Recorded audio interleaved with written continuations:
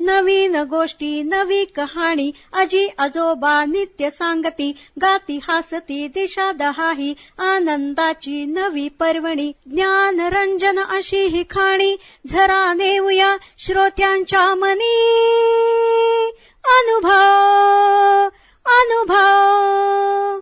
जनसेवा फाउंडेशन पुणे प्रस्तुत ज्येष्ठ नागरिकांचा रेडिओ आय रेडिओ अनुभव.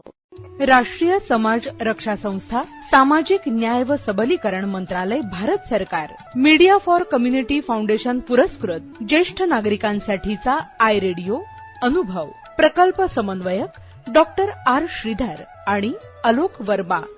रेडिओ समन्वयक पूजा मुरादा, कौशल्या आणि साई सुधा.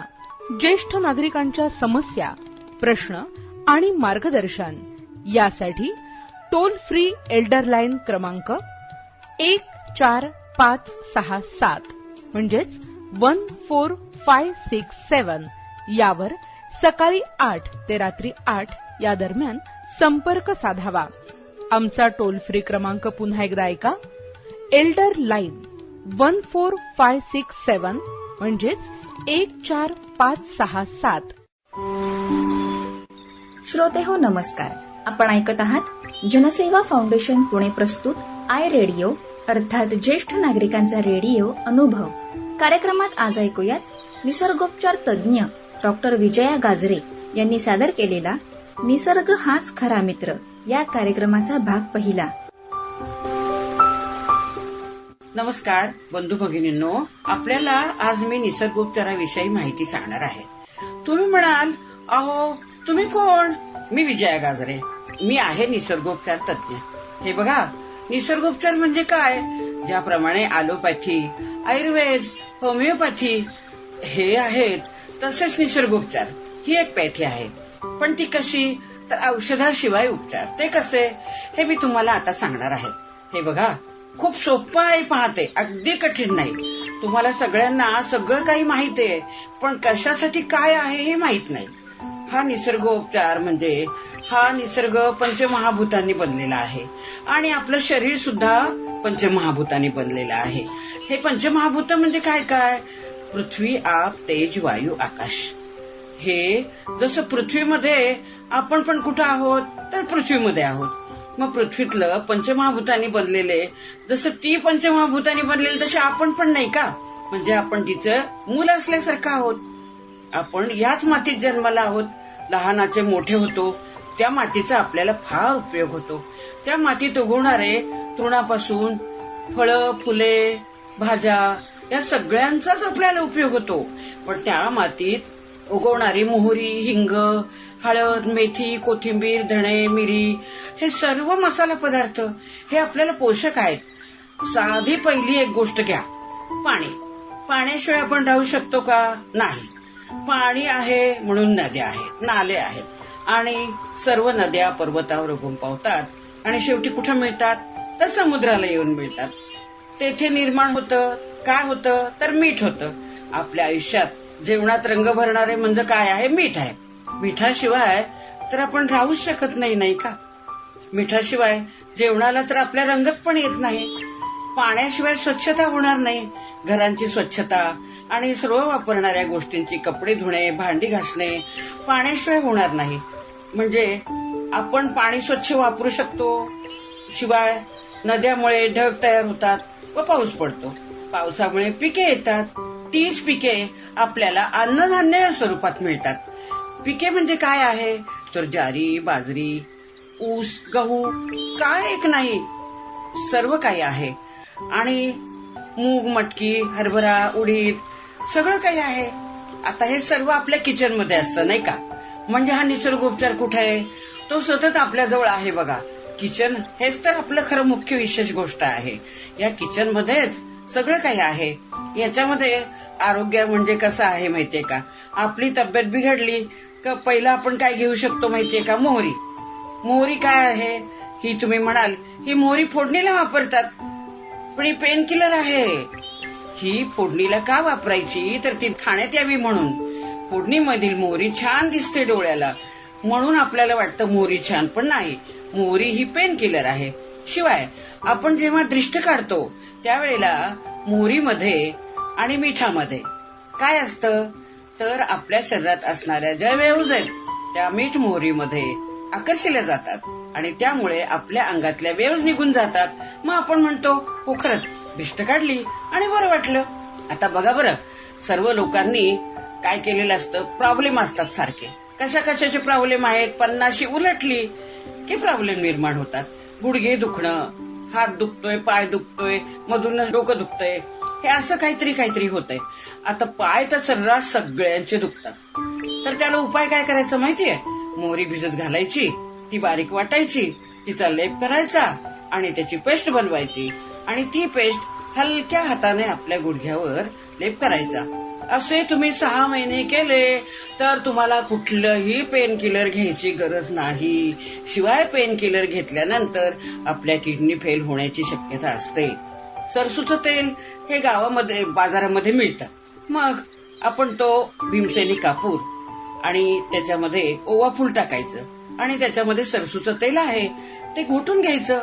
एकत्र घोटलं की त्याचं जे तेल टाकायचं, ते तेल जे तयार होतं ते रोज तळपायाला तुम्ही मसाज जर केला तर तुमचे कसेही पाय गुडघे दुखत असू द्या ते दुखायचे थांबणारच. शिवाय हाताचा कोपरा वगैरे दुखत असेल, हात ठणकत असतात, एकदा येत झालं की सगळं काही आपल्याला होत असतं. मग त्याच्यासाठी आपण सारखं उठून दवाखान्यात जायचं का? नाही. तर शक्यतो विदाउट मेडिसिन आपल्याला जेवढं बरं वाटेल तेवढं करण्याचा प्रयत्न तर करायचा. हे सर्व आपल्या किचन मध्ये आहे, म्हणजे निसर्गोपचार आपल्या किचन मध्येच आहे. आता पाणी गरम करून मीठ टाकून पाण्यात पाय सोडून बसलं तर आपले पाय दुखायचे थांबतात.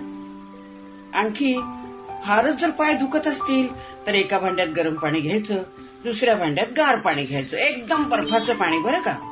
आणि मग काय करायचं, 2 कपड्यांच्या पट्ट्या घ्यायच्या. एका भांड्यामध्ये गार पाणी आहे ना, त्याच्यात एक पट्टी बुडवायची आणि गरम पाणी आहे त्याच्यात एक पट्टी बुडवायची. एकदा गरम पट्टी लावायची, एकदा गार पट्टी लावायची. असं 10 मिनिट जर तुम्ही रोज केलं तर 6 महिन्यामध्ये तुमच्या पायाचे प्रॉब्लेम नक्की जाणार. आता दुसरं घ्या मेथी. मेथी ही आपल्या किचन मधलीच आहे, मिसळणाच्या डब्यातली. ही पण पेन किलर आहे. जेव्हा बाळंतीण बाई असते तिला डिंक लाडू, आळीव लाडू, मेथी लाडू हे करतात. हे का बरं? तिचा पुनर्जन्म झालेला असतो आणि तिचं जे सर्व काही नष्ट झालेलं असतं नाही का, दुसरं बाळ जन्माला घातलंय म्हणून, जीवातून जीव जन्माला घालते ती. त्यामुळं त्या बाईचं शरीर परत व्यवस्थित व्हायला पाहिजे म्हणून तिला आपण काय करतो, आळीव लाडू करतो, मेथी लाडू करतो. जर मेथी भिजत घालून रोज 1 महिना केसांना लावली ना, अगदी काळे भोर केस होतात आणि लवकर पांढरे होत नाहीत. हे मात्र तरुणांनी लवकर करावं बरं का. आणि त्याच्यामध्ये ड्रँड्रफ पण होत नाही. वयस्कर माणसांनी जरी लावलं मेथी तर हरकत नाही, निदान आहेत ते शिल्लक तरी राहतील डोक्याला. नाहीतर फार चटकन टक्कन होतं बघा, बायकांचंही होतं आणि पुरुषांचं पण होतं. मग शक्यतो आपण हे करावं, फारच चांगलं आहे. आता हिंग, हा तर वातहारक आहे. वात जर शरीरात वाढला, अंग दुखत असलं तर काय करायचं, हिंग खायचा, तूप आणि हिंग खायचा. पोट दुखलं तसंच तूप आणि हिंग खायचा. आणि पोटात दुखतंय मग काय करायचं, तूप आणि हिंग करून नाभीभोवती त्याचा लेप द्यायचा. तसंच एरंडे तेल लावायचं. एरंडेल तेल लावून शेकून काढलं की आपलं पोट दुखायचं थांबतं. आता जेवण जर पचत नाहीये, खाल्लं की ताबडतोब टॉयलेटला जावं लागतंय, खाल्लं की ताबडतोब उलटीसारखं होतंय, मळमळतंय, असा जर प्रकार होत असेल. पण हे बघा, आपल्या वयस्कर लोकांना खावं वाटतंच आणि मग खाल्लं की मग सुनबाई किंवा मुलगा म्हणतो, पचत नाही तर कशाला ग खाते आई, किंवा बाबा कशाला हो खाल्लं तुम्ही असं. मग आपल्याला हे ऐकून घ्यायचं नसेल ना, तर आपण काय करायचं, हळूचपणे हिंगवष्टक चूर्णाची एक बाटली आपल्याजवळ आणून ठेवायची आणि खायच्या आधी चटकन तूप आणि हिंगवष्टक चूर्ण खाऊन टाकायचं. म्हणजे वडे खा, सामोसे खा, काहीही खा, तुम्हाला काहीही त्रास होणार नाही. पण हे सर्व कागदावर लिहून ठेवा बरं सगळ्यांनी, त्याचा तुम्हाला उपयोग होईल. आता हळद बघा, हळद ही जखमेवर लावायची असते. रक्तस्राव झाला आणि हळद जर दाबून धरली तर तो रक्तस्राव थांबतो. म्हणजे हळद अँटीसेप्टिक आहे. हळद गुळाची गोळी खाल्ली आणि वर गरम पाणी प्यायलं तर कुठल्याही प्रकारचा कसाही घसा सर्दी अडकलेली असू दे आपल्याला बरं वाटणारच. शिवाय आता प्रेशर पॉइंट हा विषय तुम्हाला मी नंतर सांगणार आहे बरं का. आपल्या गळ्याला एक प्रकारचा खड्डा आहे बघा, त्याच्यामध्ये जर तुम्ही प्रेस केलं जरा वेळ तर त्या प्रेशर पॉइंटने तुमचा घसा दुखायचा थांबतो, खोकला यायचा थांबतो. ह्या करोनाच्या काळात हळद इतकी उपयोगी पडलेली आहे बघा. ज्यांना माहिती आहे त्यांनी जरूर ह्या गोष्टीचं काम केलेलं आहे बघा. या काळात हळद मिठाचा वाफारा करून गरम दूध घेऊन ते पण घेतलं तरी चालतं, पण हळद मिठाचा वाफारा गरम पाण्यात टाकून जर तो घेतला तर या करोना काळामध्ये खूप लोकांना उपयोग झालेला आहे. पण आपण एरवी सुद्धा ते घेऊ शकतो.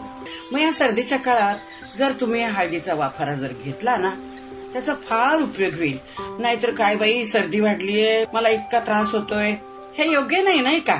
सारखी कुरकुर केली की घरातल्या लोकांनाही त्रास होतो आणि मग आपण काय झाली कुरकुर म्हातारीची चालू झाला म्हातारा बडबड करायला लागला, झालं त्याला काहीतरी व्हायला लागलं. हे ऐकून घ्यावं लागतं. मग हे ऐकून जर घ्यायचं नसेल तर आमच्यासारख्या निसर्गोपचार तज्ञांचं काहीतरी म्हणणं ऐकावं बघा. त्याचा फार उपयोग होतो. घशाचे विकार सारखे होतातच. कारण काय, आता या वयाला काहीही होत असतं बघा. रोज सकाळी उठलं की आज काय डोकं दुखतं, उद्या काय पाय दुखतात, परवा काय पोटात दुखतं, रोज काहीतरी होतच असतं. आणि मग सांगायचं कुणाला. सकाळी उठल्यावर बरसून पहिलं कामावर जायचं असतं, मुलाला काम करायचं असतं, नातवंडांना शाळेत जायचं असतं, आणि मग म्हातारीची काय भानगडे मध्येच्या मध्ये दुखतय दुखतय दुखतय म्हणायची, नाही का.